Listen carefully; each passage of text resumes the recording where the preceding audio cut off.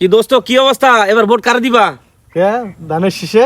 ধানের শীষ? ও কে ধানের শীষে ভোট দিলে কি হইব? একটু হুজুরকে ভোট দেওয়া লাগে না? কে হুজুরকে ভোট দেবো? কে আমি প্রতিবার ধানের শীষে ভোট দিই, এবার ধানের শীষে ভোট দেবো। ও আচ্ছা, ধানের শীষে ভোট দিলে না ভাই, আমরা মুসলমান না ভাই। হ্যাঁ মুসলমান। আচ্ছা দোস্ত, তুই কি বেহেশতে যাওয়ার আশা করস? হ্যাঁ আশা তো করি। কে মুসলমান জান্নাতে তো যামই। ও মুসলমান জান্নাতে যাবো না?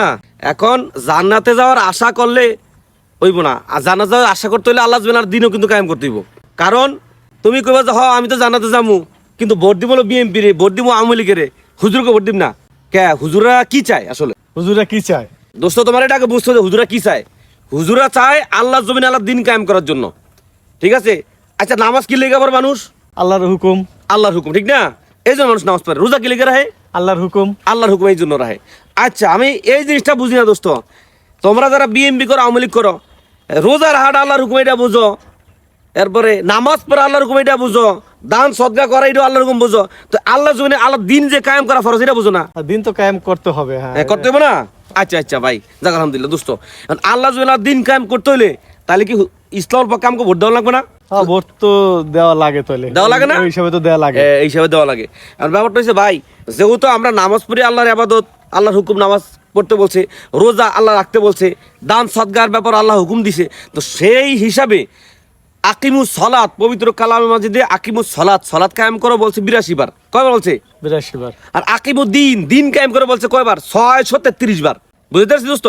হ্যাঁ এখন তো তুমি বুঝাইতে পারছো। হ্যাঁ 633 বার ভাই। এই জন্য আমরা যদি ইসলামের পক্ষে ভোট না দেই, ওই হিন্দুরা, খ্রিস্টানরা, ইহুদিরা দিব না, মুসলমানরা, আমাদেরকে দিতে হবে। আমাকে দিব না। হ্যাঁ হ্যাঁ। এই জন্য যেহেতু আমরা মুসলমান, যদি কেউ বলে যে আমরা জান্নাতে যেতেছি, কারণ কি? আমরা আল্লাহ জমিনে আল্লাহ দিন কায়েম করতে চান না, জান্নাতে যাবেন, এটা জিনিসটা কি? এটা অযৌক্তিক না? হ্যাঁ হ্যাঁ, এটা এটা যুক্তিসঙ্গত? না না, এটা যুক্তিসঙ্গত না। আল্লাহর দেওয়া বেহেশত সে যাইতে চায়, আল্লাহর দেওয়া দিন জমিনে কায়েম করতে চায় না, তা আল্লাহ তাআলার সাথে উপহাস ছাড়ার কিছু না, কত তো দেই ঠিকই আছে। ঠিক না দোস্ত?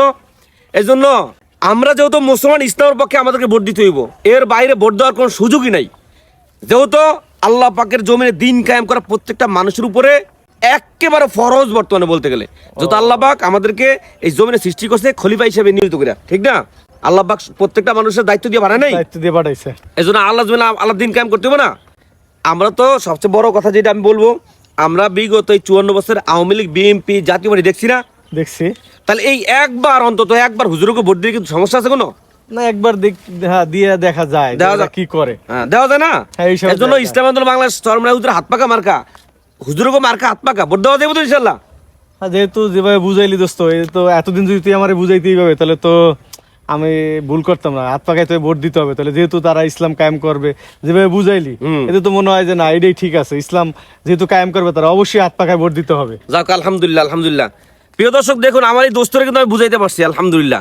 দোস্ত বিএমপি করতো, আসলে আমাদের হলো বুঝাইতে হবে ভাই, আমাদেরকে বুঝাইতে হবে। যারা বিএমপি করে, আওয়ামী লীগ যা কিছু করুক না কেন, আমার কথা হলো ভাই, বিএমপি যে করে হেও আমার ভাই মুসলমান, যে আওয়ামী লীগ সেও আমার ভাই মুসলমান। আর সে বিএমপি করে দিকে, সে আওয়ামী লীগ করে দিকে, তার আমি ভুলে থাকবো, দূরে ঠেলে দেবো, বিষয়টা এরকম না। আমি তার আরো বেশি বুকে ধরে আনবো, তাকে বুঝাবো যে ভাই আমরা মুসলমান, অন্তত একবার হুজুরদেরকে ভোট দিয়ে দেখি, তাহলে ইসলাম ইনশাল্লাহ এবার হাত পাকে ভোট দেওয়া হইব তো দোস্ত? ইনশাল্লাহ। যাক আলহামদুলিল্লাহ ভাই, বেশি বেশি ভিডিওটা শেয়ার করে দিবেন যাতে সকলে দাওয়াতটা পাওয়া যায় ইনশাআল্লাহ।